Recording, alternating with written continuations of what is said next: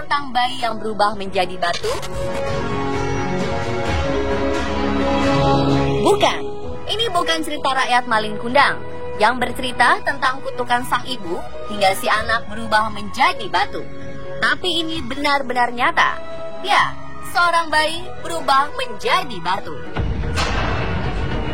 Kasus bayi membatu terjadi pada wanita asal Maroko bernama Zahra Abu Talib. Dalam tubuhnya terdapat janin yang sudah berubah jadi batu.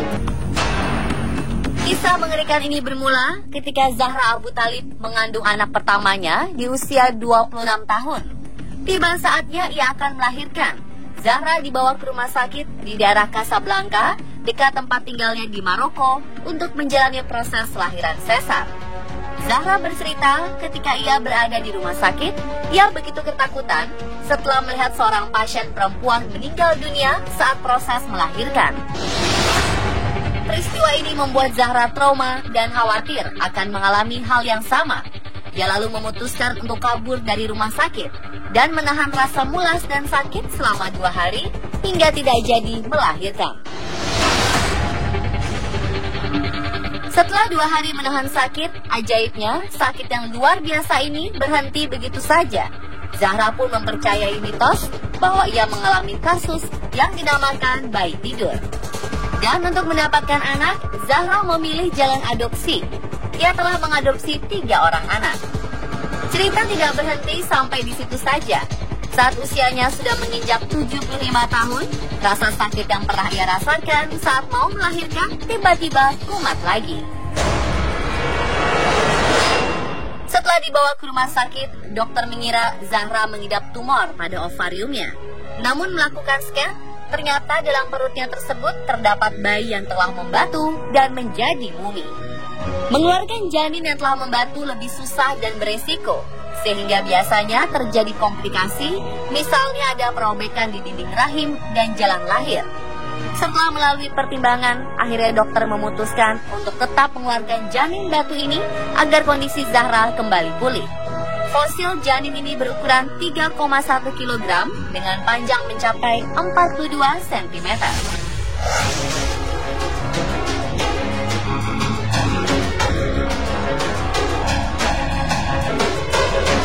Peristiwa bayi menjadi batu tak hanya terjadi pada Zahra Abu Talib. Dalam kurun waktu 400 tahun, sekitar 300 wanita lainnya di dunia juga mengalaminya. Contoh lainnya dialami oleh wanita berusia 92 tahun di Chili. Di dalam perut nenek ini terdapat bayi yang tak dilahirkan dan diperkirakan telah berusia 50 tahun dalam perutnya. Bedanya dengan Zahra Abu Talib, nenek ini mengaku tidak pernah menyadari kalau ia sedang hamil. Bayi naas tersebut harus menemui ajalnya dengan meringkuk kaku serta membatu.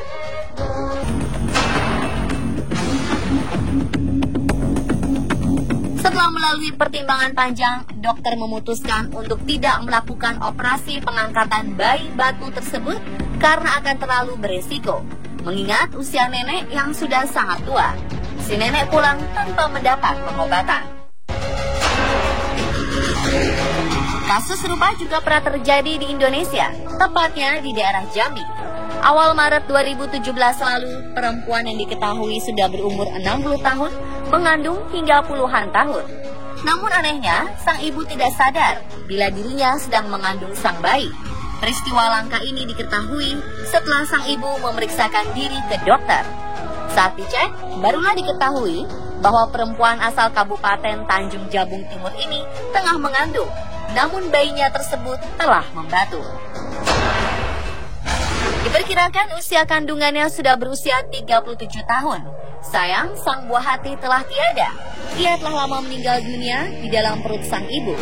Bayi yang menjadi batu ini telah diangkat melalui proses operasi.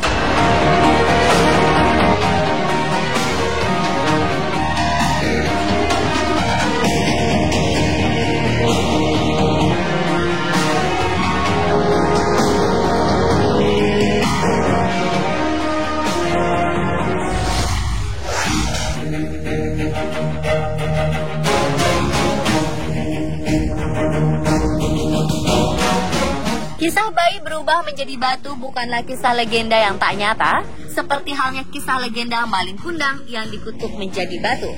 Di dunia medis, fenomena ini dinamakan dengan istilah bayi kalsifikasi, alias bayi yang telah mengalami proses membatu. Kasus tersebut dikenal dalam kalangan medis sebagai lithopedion atau bayi batu. Litho berarti batu dan pedium artinya anak.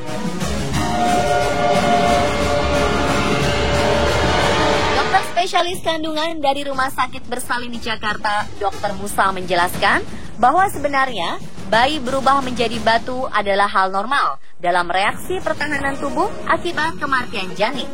Karena itulah, proses kehamilannya pun terhenti dan akhirnya janin di dalam tubuhnya mengalami proses pengapuran. Untuk menghindarkan tubuh ibu dari infeksi sebab busuknya organ sang janin, ia mengalami kalsifikasi atau berubah menjadi batu. Jadi sebetulnya lithopedion itu adalah janin itu sendiri yang kemudian prosesnya karena meninggal. Kalau kecil dia akan diserap kembali oleh tubuh, diresorpsi namanya. Tapi kalau gede, sudah besar, diresorpsi pun tidak akan habis sehingga tertinggallah yang namanya janin tadi. Kemudian dia akan membentuk semacam bungkus yang namanya pengkapuran, kalsifikasi, dan kemudian mengeras. Tujuannya sebetulnya mekanisme untuk tubuh sendiri supaya tidak terjadi infeksi. Nah, pengerasan itu sendiri kemudian disebut dengan lithopedion. Dr. Musa menyebutkan, kasus seperti ini biasanya terjadi pada kehamilan yang tidak disadari, atau biasanya sang ibu tidak melakukan pemeriksaan ke dokter kandungan, begitu mengetahui dirinya tidak menstruasi beberapa bulan. Akhirnya baru ketahuan setelah sekian lama saat perutnya merasakan sakit yang sangat hebat. Kemudian lithopedion itu terjadi, itu kan ceritanya lama. Satu, yang bersangkutan tidak melakukan pemeriksaan kepada dokter. Ketahuannya setelah sakit yang luar biasa baru dilihat, baru ada itu kan.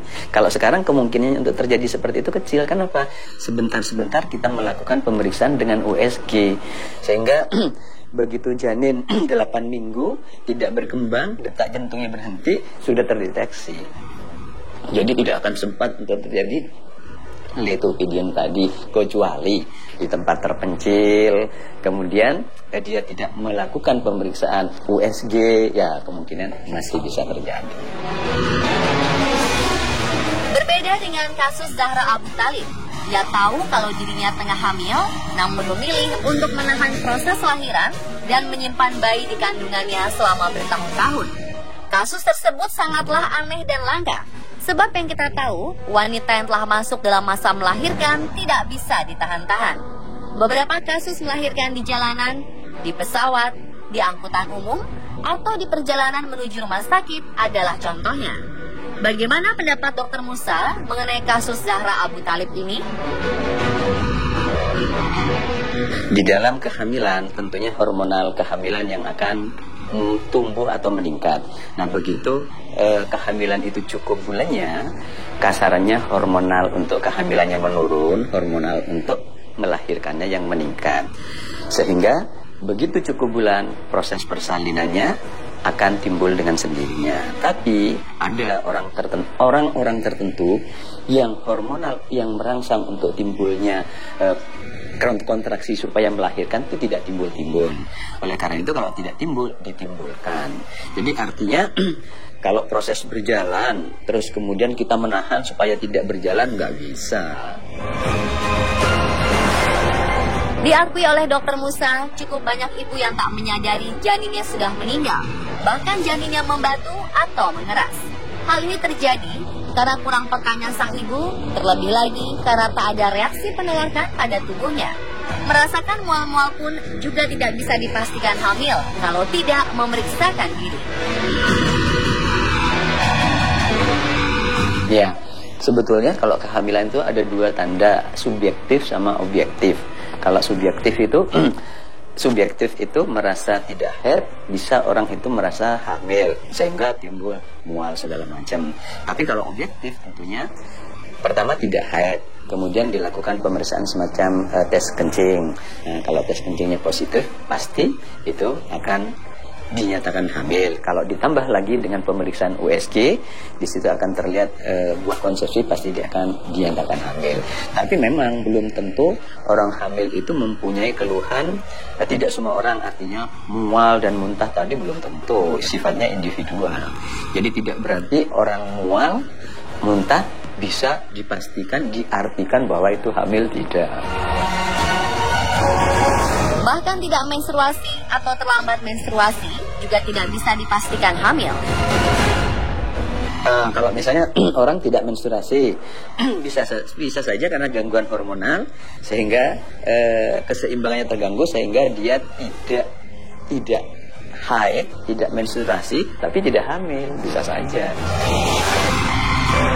Jadi cara paling benar untuk mengetahui sudah hamil atau belum adalah dengan memeriksakan diri ke dokter untuk dilakukan USG. Begitu pula dengan tanda-tanda kematian janin di kandungan. Janin tidak bergerak, detak jantung menghilang, kram atau sakit perut, semuanya hanya dapat diketahui dengan melalui pemeriksaan USG. Mendengar kesimpulan dari Dr. Musa, berarti kita semua tidak perlu khawatir akan kasus bayi membatu atau berubah menjadi mumi dengan memeriksakan diri Anda ke dokter secara rutin. Dan pemirsa, itulah tadi penjelasan mendalam mengenai bayi batu versi on the spot. Semoga menambah pengetahuan kita ya.